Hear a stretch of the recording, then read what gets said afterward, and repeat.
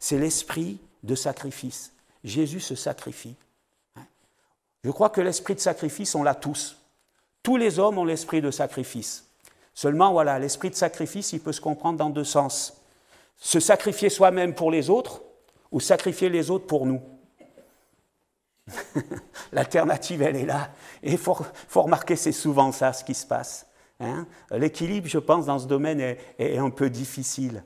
Jésus il a choisi de se sacrifier pour les autres. Hérode, l'esprit animal, l'esprit de Rome, l'esprit de la violence, l'esprit de la brutalité, lui, il choisit de sacrifier les autres pour lui. Et là, il en a sacrifié quelques-uns. Il a les mains couvertes de sang, non seulement ses mains, mais ses vêtements tout entiers, son corps tout entier. Hein? Ça, c'est quelque chose qui est terrible dans ce monde. Jésus a choisi de se sacrifier. Et encore une remarque, dans notre société, l'homme est impressionné par la force. Hein? C'est vrai, regardez les enfants, le monde, les films qui sortent, les jeux. Hein? Les jeux où on tire sur tout ce qui bouge, mais vraiment sur tout ce qui bouge. Hein. Il y a même des chrétiens qui jouent à ça. Hein. Moi, je me bagarre avec mes enfants, c'est pas des jeux, ça, c'est pas GTA, des choses comme ça, que de violence qui est là. Et ça impressionne les succès des films, des livres, des jeux où la violence s'étale, être le plus fort, gagner.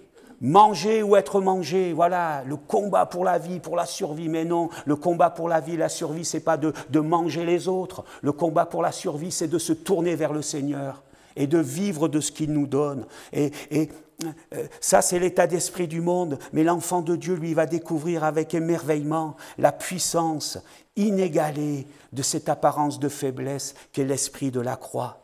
Amen. L'avenir de la vie n'appartient pas à la force de la chair, mais à la puissance de l'esprit qui agit à travers un esprit doux et fort de la croix, un esprit doux, la douceur de Jésus-Christ, en opposition à toute cette brutalité qui était là. L'esprit de la croix, c'est l'amour qui donne et qui se donne. C'est ça l'esprit de la croix, entre autres. C'est l'amour qui donne aux autres, qui supporte et qui se donne aussi pour les autres. C'est l'état d'esprit qui animait Jésus. Il était motivé par ces choses-là, l'amour de ceux qui étaient perdus. Et pour ça, il était prêt à donner. Il a donné beaucoup. Il a guéri des malades, il a fait du bien, il a fait des prodiges et des miracles extraordinaires. Mais il s'est allé jusqu'à se donner sur la croix, jusqu'à subir cette mort ignominieuse de la croix, scandaleuse de la croix. Il est allé jusque-là. C'est ça l'état d'esprit de la croix. Si je peux prendre un exemple aussi, là autour de ces événements, on a comparé Hérode et Jésus, on pourrait aussi prendre pour exemple Pierre, l'apôtre Pierre et Jésus. Matthieu chapitre 16, verset 21, il nous est dit ceci: dès lors, Jésus commença à faire connaître à ses disciples qu'il fallait qu'il aille à Jérusalem, qu'il souffre beaucoup de la part des anciens, des principaux sacrificateurs, des scribes, qu'il soit mis à mort et qu'il ressuscite le 3e jour. Pierre, l'ayant pris à part, se mit à le reprendre et dit « À Dieu ne plaise, Seigneur, cela n'arrivera pas. » Mais Jésus, se retournant, dit à Pierre « Arrière de moi, Satan, tu mets en scandale, écoutez bien, tes pensées ne sont pas les pensées de Dieu, mais celles des hommes. » Pierre, ton état d'esprit, ce n'est pas l'état d'esprit de la croix. Pierre, ton état d'esprit, ce qui t'anime, ce n'est pas ce qui m'anime, moi. Ça, c'est la chair, c'est le monde, c'est la violence. Mais moi, je suis dans un autre état d'esprit, dit Jésus. Je reprends la lecture. Alors Jésus dit à ses disciples, « Si quelqu'un veut venir après moi, qu'il renonce à lui-même, qu'il se charge de sa croix. » Se charger de sa croix, c'est quoi? Se charger de sa croix, c'est donner, et c'est se donner pour les autres, et qu'il me suive, car celui qui voudra sauver sa vie la perdra, mais celui qui la perdra à cause de moi la trouvera. Sauver sa vie, c'est la garder. La perdre, c'est la donner. Mais c'est la donner pour la retrouver plus belle, plus merveilleuse et plus grande encore. Et Pierre, il ne comprend pas. Il n'accepte pas cette façon de faire, cette façon de triompher. Pour lui, on ne peut pas triompher comme ça. On ne peut pas triompher, c'est au contraire une marque de faiblesse, comme tous les disciples à cette époque-là, à ce moment-là, ils attendaient le Messie qui allait venir, mais le nouveau David. qui allait monter sur le trône et installer le royaume d'Israël, le royaume de Dieu sur cette terre. Comment? Comme David l'avait fait, par la force et la violence. Mais David l'a fait, jamais le royaume d'Israël n'a été si grand que du temps de David. Mais quand David a voulu construire le temple, le Seigneur lui a dit non, ce n'est pas possible David. David, homme selon le cœur de Dieu. David, un exemple pour tous les croyants. David, tu ne pourras pas construire, tu ne peux pas construire un temple pour moi, dit le Seigneur. Et savez-vous pourquoi? Quelle est la raison? David, tu as trop de sang sur les mains. Pourtant, mais Seigneur, ce sang que j'ai sur les mains, c'est pour toi que je l'ai versé. C'est pour défendre le royaume d'Israël. C'est pour agrandir le royaume d'Israël. David, tu ne peux pas construire. Tu as trop de sang sur tes mains. Ouais. C'est quelque chose de terrible qui est là. Et eux, ils attendent un nouveau David. Mais le royaume de Dieu, il ne s'installe pas en faisant couler le sang des autres. Et on le voit autour de nous aujourd'hui. Des gens qui veulent installer le règne de Dieu, le règne de leur Dieu sur la terre. Et comment ils veulent le faire? Par la violence, les bombes, les attentats, les meurtres, les enlèvements, les viols, tout ce qui est contraire à la morale, à ce qui est bon, ce qui est doux et agréable. Voilà comment ils veulent installer le royaume de leur Dieu sur cette terre, par la force et par le pouvoir du sang. Non, non. Le sang, c'est Jésus qui l'a versé sur la croix, pour que plus jamais le sang des hommes ne coule. C'est ce que Jésus a voulu faire. Jésus ne veut pas qu'on fasse couler le sang des autres, de ceux qui n'ont pas les mêmes croyances, opinions que nous. Lui, il a donné son sang pour que plus jamais le sang ne coule. Pierre ne comprend pas ces choses-là. Si pour lui, c'est le règne du Seigneur qu'il veut, sans épreuve, sans sa mort. Et s'il doit y avoir mort pour Pierre, que ce soit celle des ennemis de son maître, mais pas Jésus qui doit mourir, c'est ses ennemis. Ah, Pierre, il mettrait volontiers la main. Hein. D'ailleurs, il va mettre la main. Hein. On y reviendra tout à l'heure. Jésus repousse l'esprit charnel qui anime cet ami, qui est plein de bonnes intentions là aussi. Hein. Pierre est plein de bonnes intentions. Hein. Mais ce n'est pas le chemin, ce n'est pas l'esprit de la croix. L'esprit de la croix, ce n'est pas de faire couler le sang des autres, c'est de donner son sang pour les autres. C'est ce qui doit nous animer. Je veux donner ma vie. La vie, c'est le sang. Hein. Et Seigneur, je veux donner ma vie pour les autres. Je ne veux pas leur prendre leur vie. Mais Jésus, il se bagarre contre ça et il ira jusqu'au bout de l'amour de Dieu pour sauver ceux qui sont perdus. L'esprit de la croix, c'est renoncer à soi-même et faire passer les autres avant. C'est ça l'esprit de la croix. L'esprit de la croix, c'est accepter la souffrance, la déception, même la trahison. Accepter de passer pour faible alors qu'on est fort. On n'aime pas ça. Hein. On n'aime pas hein, quand on se sent méprisé. Mais Jésus, il est loin de tout ça. Le mépris, ça lui passe dessus, hein, parce qu'il sait qui il est. Et je crois que des fois, on est plein de complexes, on se sent méprisé parce qu'on n'est pas sûr de nous. Hein. Mais quand on sait ce qu'on est, on peut tout nous dire, on peut tout nous faire. Je sais que je suis un prince, je sais que je suis un enfant de Dieu, je sais que mon nom est inscrit dans le livre de vie, je sais que ce que je crois, c'est la vérité. Alors, on peut tout me faire et tout me dire, ça n'aura pas de prise sur moi. L'esprit de la croix, c'est être courageux. C'est savoir faire front, calmement, avec ténacité, persévérance. C'est ça, avoir des certitudes, l'esprit de la croix. Je sais en qui je crois. Je sais ce à quoi le Seigneur m'appelle. Jésus savait qui il était. Jésus savait pourquoi il était venu dans ce monde. Tout ça, c'était devant lui, c'était une évidence, c'était pas facile. Mais il savait, il était plein de ces certitudes-là. Et ça l'a aidé. Tout cela peut paraître de la faiblesse, selon les valeurs des hommes, mais c'est une force selon Dieu, toutes ces choses-là. Alors je continue, Matthieu 26, 40. Il vint vers les disciples qu'il trouva endormis. Jésus est là dans le jardin de Gethsémanée et il trouve les disciples qui dorment. Et il dit à Pierre, « Vous n'avez donc pu veiller 1 heure avec moi? Veillez et priez afin que vous ne tombiez pas dans la tentation. L'esprit est bien disposé, mais la chair est faible. » Voilà, Gethsémanée. On retrouve Pierre qui est là. Jésus lutte dans la prière. Et Pierre, qu'est-ce qu'il fait? Il dort. Il dort. Quand il faut prier, Pierre dort.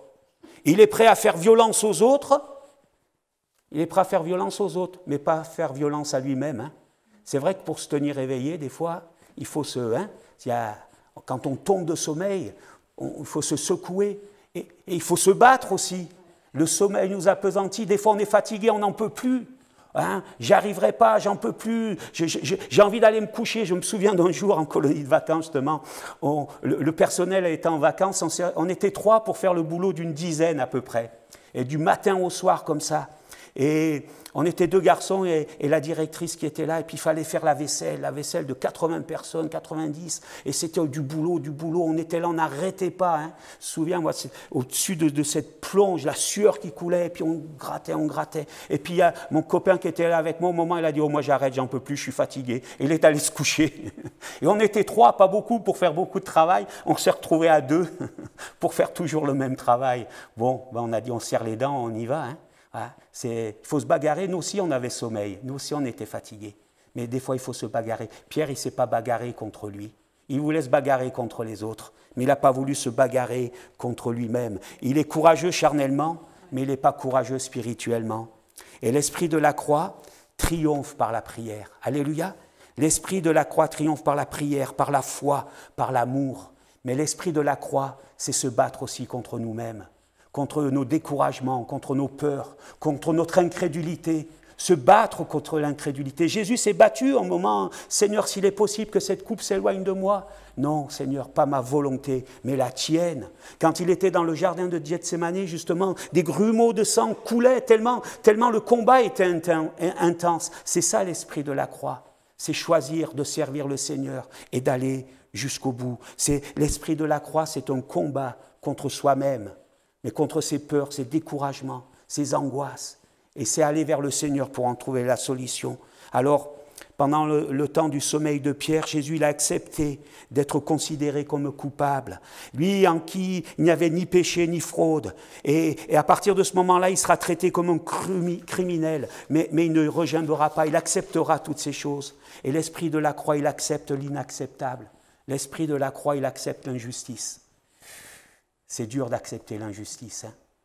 Hein, déjà, nous, on n'accepte pas trop ce qui est juste. Hein. Quand on a fait un excès de vitesse et qu'on est verbalisé, « Oh, c'est pas normal, j'étais à 95, c'est limité à 80 quand même, ils exagèrent, ils font ça pour de l'argent, il n'y a que l'argent qui les intéresse. » Eh ouais, mais c'est limité à 90, c'était à 95. Voilà, c'est tout. Hein. Mais c'est juste pourtant, et on regimbe. Alors quand c'est pas juste, hein, c'est terrible ça. L'esprit de la croix choisit la volonté de Dieu malgré la difficulté. Et l'esprit de la croix, il accepte d'être traité injustement. Il accepte qu'on nous crache au visage. Je ne sais pas si ça vous est déjà arrivé, que quelqu'un vienne et vous crache au visage quand vous lui parlez du Seigneur. Moi, ça m'est arrivé. Vous savez ce qu'il faut faire dans ces cas-là? Il faut s'essuyer. Et puis, il faut continuer à parler. Il faut continuer à aimer. Il faut continuer à dommer. C'est ce que Jésus a fait. Méprisé, humilié, il a continué. C'est ça l'esprit de la croix. Amen. Une troupe en armes s'approche. Judas est là.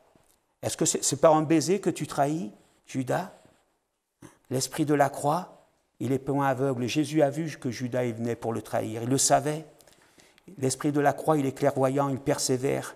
Il ne résiste pas aux méchants. Jésus s'est laissé arrêter. Il n'y a pas eu de peur.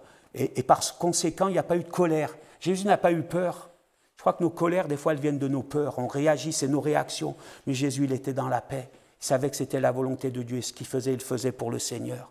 Alors, pas de peur, mais pas de colère en lui. De la sagesse. Il a sauvé. Il s'est encore... Là, on venait pour le mener au supplice, mais il s'occupait des autres. Il s'est occupé des siens, pour que les siens ne soient pas avec lui sur ce chemin-là, pour qu'ils soient épargnés à ce moment-là. Et c'est à ce moment-là, quand on est venu chercher Jésus, c'est à ce moment-là que Pierre s'est réveillé quelque part. Il s'est réveillé, mais pour faire quoi?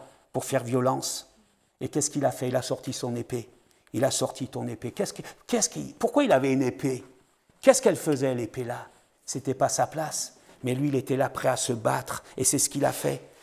Pierre, c'est l'esprit de la chair qui t'anime. Tu prends ton épée pour une bonne cause, c'est vrai. Tu aimes le Seigneur et tu veux le défendre et tu veux que son royaume soit installé. Alors, tu sais ce que tu dis. Alors, tu frappes. Mais là encore, Pierre, tu te trompes de combat. Au lieu de dormir, c'était prier qu'il fallait faire. Au lieu de te battre contre les autres, c'est contre toi que tu devais te battre.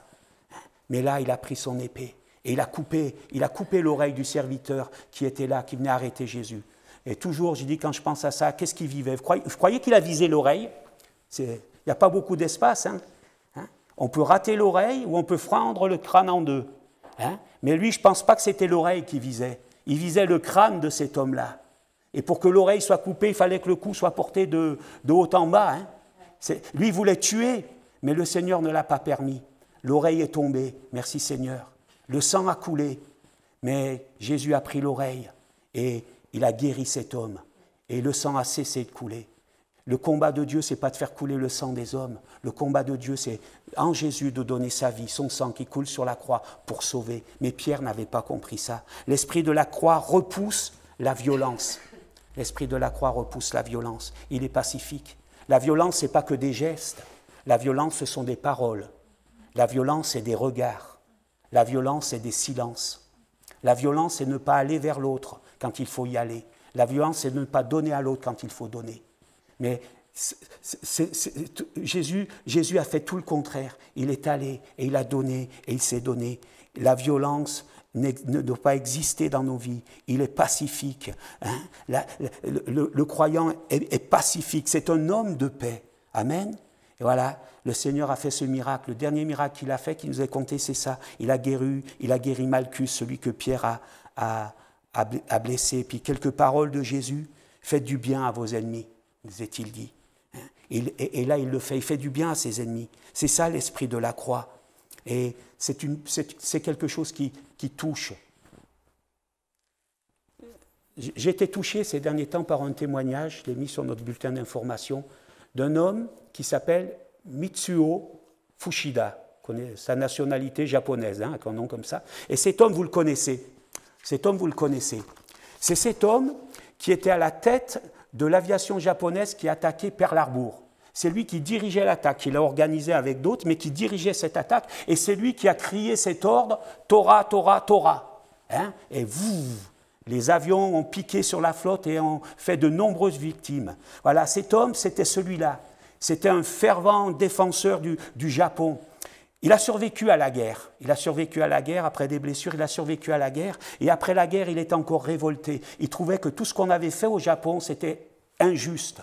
Et c'était quelqu'un qui était remonté. Et à un moment, il a rencontré un ancien compagnon de combat qui était prisonnier aux États-Unis et qui est rentré au Japon. Et là, il a parlé avec lui. Et lui, Mitsuo Fushida, il s'imaginait que les prisonniers japonais aux États-Unis étaient maltraités comme les prisonniers américains, anglais étaient maltraités au Japon d'une façon terrible. Et il pensait que c'était la même chose, mais son compagnon lui a dit non, non, pas du tout, au contraire, on a été aidés, on a été secourus, et notamment une femme nous a beaucoup aidés, et cette femme, elle nous a aidés malgré le fait que ses parents étaient missionnaires au Japon, et qu'ils ont été tués par les Japonais au début des hostilités, dans ces périodes qui ont précédé la guerre. Et malgré ça, malgré que le mal que les Japonais avaient fait à cette famille, cette femme a aidé d'autres Japonais. Mitsuo était surpris.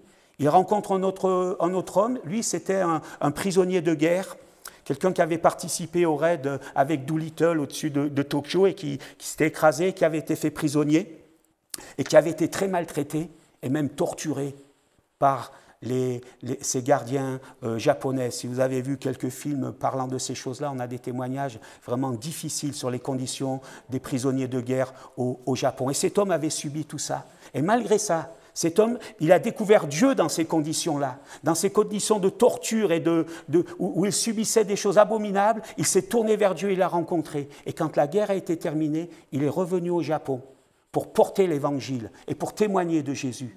Et cet homme, Mitsuo Fushida, a vu ça, il ne comprenait pas, parce que dans son code d'honneur, le Bushido, c'est le code d'honneur des samouraïs, la vengeance, c'est acceptable, et même la vengeance, c'est un devoir. Si on a fait du mal à ta famille, tu dois, jusqu'au péril de ta vie, jusqu'à donner ta vie, tu dois venger ta famille. Et lui, il ne comprenait pas pourquoi ces gens ont fait ainsi. Et c'est comme ça qu'il a découvert l'amour de Dieu qui se donne. Il a découvert des gens qui, malgré ce qu'on leur avait fait, malgré ce que leur ennemi leur avait fait, ils ont aimé leur ennemi.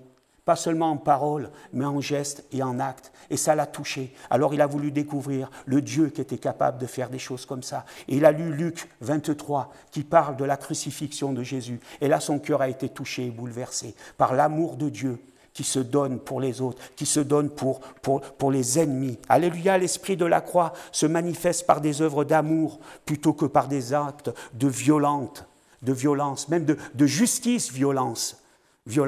Oui, c'est ça l'esprit de la croix. Jésus, quand il était mené vers la croix, il acceptait les entraves. Il était lié, mais il était plus libre que ceux qui l'avaient lié. Et il donne sa vie. On ne lui la prend pas, la vie. Il l'a donnée. Jésus, on n'a pas tué Jésus sur la croix. On ne l'a pas tué, ce n'est pas nos péchés qui ont tué Jésus sur la croix. Il a donné sa vie pour nous sauver de notre péché. C'est un choix qu'il a fait, c'est un engagement. Tous l'abandonnent, on se moque de lui, il ne dit rien. On a relâché Barabbas. Barabbas, le dur à cuire. On l'a relâché à la place de Jésus. On a choisi là encore la force brutale. On a choisi la force brutale plutôt que de choisir l'humble, l'homme d'amour. Celui qui portait l'épée, celui qui avait tué, on l'a choisi lui plutôt que celui qui avait fait du bien. Ça, c'est le cœur de l'homme. Il préfère la force brutale à l'amour, à cette apparence faiblesse. Et quand on veut servir le Seigneur, on sera méprisé. On ne sera pas choisi, on ne sera pas élu pour ça, parce que les hommes préfèrent la violence. Mais c'est l'amour de Dieu qui touche. Et c'est vrai, il y a des expressions, il faut savoir se défendre. Ça ne sert à rien d'être trop gentil. Vous n'avez jamais entendu ça? Ou quand on dit de quelqu'un, oh celui-là il est trop gentil. Ça me révolte quand j'entends ça. Il est trop gentil, mais on n'est jamais trop gentil. On est toujours trop méchant. Ça oui, mais trop gentil, on ne l'est jamais. Si tout le monde était gentil, croyez pas qu'on vivrait mieux? Mais oh celui-là il est trop gentil, ça veut dire mais il faudrait qu'il soit un peu plus méchant. Non, reste gentil. Sois gentil, sois bon, donne-toi pour les autres et laisse les méchants. Que celui qui est gentil soit encore plus gentil, que celui qui est méchant soit encore plus méchant. Tant pis pour lui, mais tant mieux pour celui qui a choisi le chemin de la vérité. Jésus, il est jugé par les politiques, par les religieux, qui lui sont inférieurs, tant au niveau politique. Qui c'est ce roi qui le juge? Lui, il est le roi des rois. Qui sont ces hommes religieux qui le jugent? Lui, il est Dieu. Mais ils n'ont aucune autorité par rapport à lui. Pourtant, ils le jugent. Ils lui sont inférieurs. C'est le monde à l'envers. Il est crucifié par des gens qui sont des coupables. Et lui, l'innocent, il est crucifié. C'est le monde à l'envers. Mais il accepte toutes ces choses-là parce qu'il a un but. Il est animé par l'esprit de la croix. Je veux donner et je veux me donner pour sauver. C'est l'amour qui donne, c'est l'amour qui se donne. On va lui faire porter sa propre croix. Là aussi, il porte sa croix et il souffre encore sur le chemin. C'est quelque chose de terrible. L'esprit de la croix, c'est accepter toutes ces choses-là. L'esprit de la croix, c'est contraire à notre nature. C'est contraire à notre nature, aux exigences de notre justice même. Nous, on aime bien, il faut être juste. S'il y avait un Dieu, s'il y avait un bon Dieu, disent les gens. Et il y a un bon Dieu, mais sous-entendu, s'il y avait un bon Dieu, qu'est-ce qu'il attend pour agir? Mais s'il agissait, tous les hommes seraient perdus. Et Dieu use de patience. Il n'agit pas encore parce qu'il veut que le maximum soit sauvé. Alors, voilà, il y a toutes ces raisons qui peuvent nous animer, nos droits, mon droit. Mais l'esprit de la croix, il faut accepter la mort à soi-même. C'est ce que Jésus a accepté. Il a accepté de mourir à lui-même. Et je voudrais terminer avec ceci, un exemple encore. C'est Élie sur le mont Carmel. Vous connaissez cette histoire? Il y a un défi. Le peuple d'Israël s'est éloigné de Dieu. Alors, Élie va proposer un défi. On va voir le Dieu qui répond. Il dit au prophète de Baal, faites ce que vous avez à faire et on verra si votre Dieu répond. Moi, je vais faire ce que j'ai à faire et on verra si mon Dieu répond. Et le Dieu d'Élie a répondu et c'était quelque chose d'extraordinaire. Mais ce sur quoi je voudrais pointer le doigt, c'est Élie a sacrifié un taureau. Pourquoi un taureau? On voit les agneaux, les béliers, les brebis, mais il a sacrifié un taureau. Et il a dit, on va prendre un taureau, on va le tuer, le taureau. Mais ils ne l'ont pas seulement tué, vous savez ce qu'ils ont fait? Élie, il a dit, il faut le couper en petits morceaux. En petits morceaux. Et il a été mis sur l'autel. De l'eau a été mise, etc. Et le feu du ciel est venu. Et le sacrifice a été consumé, et le sacrifice a disparu. Plus de taureau. Et moi, je pensais à ça, je me dis, pourquoi un taureau? Pourquoi un taureau? Le taureau, c'est synonyme de quoi? De force. Mais de force brutale. de force animale. Je me souviens d'une sculpture que j'ai vue d'un taureau qui était vraiment en grandeur nature, et le sculpteur avait rendu toute la puissance, mais toute la férocité aussi. C'est un animal féroce, le taureau.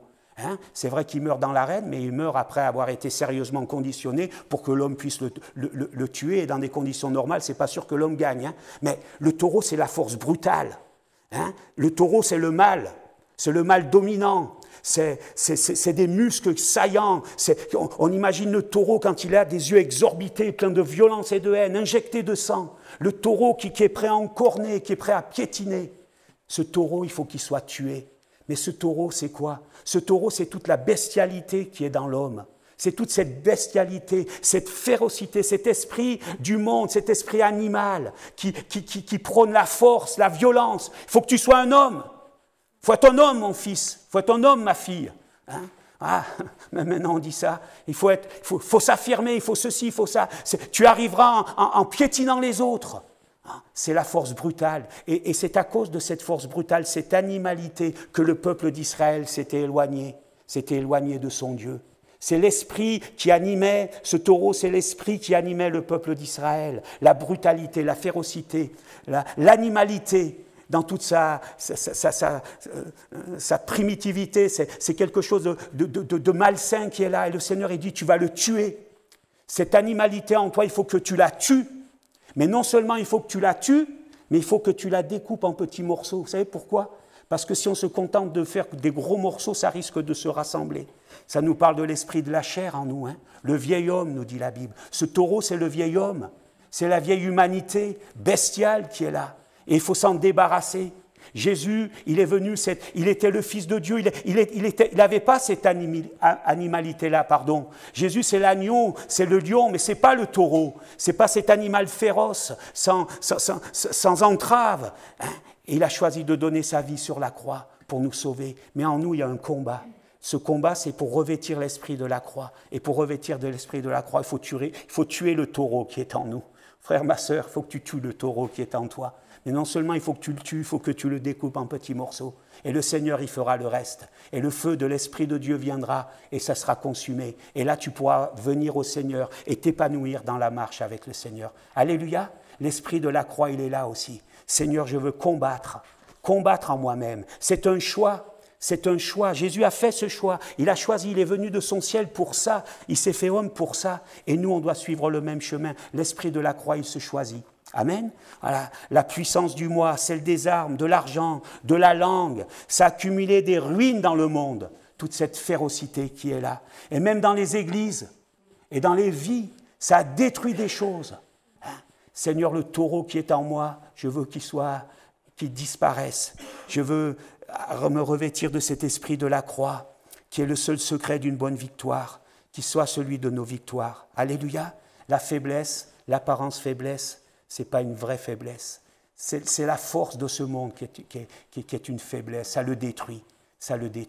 Mais nous ne sommes pas faibles. Amen. Nous ne sommes pas faibles. Nous sommes forts par Jésus-Christ et par le Saint-Esprit. Alléluia.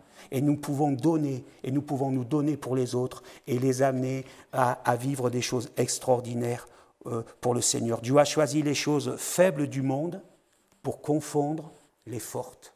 Voilà ce que nous dit le Seigneur. Quand je suis faible, nous dit Paul, c'est alors que je suis fort aussi. Amen. Hein? Mais je suis faible aux yeux des gens. Hein? Je suis faible aux yeux du monde. Mais je suis fort de ma communion avec Christ. Je suis fort de mon salut. Je suis fort de mon appartenance à mon Père. Que Dieu soit béni. Amen.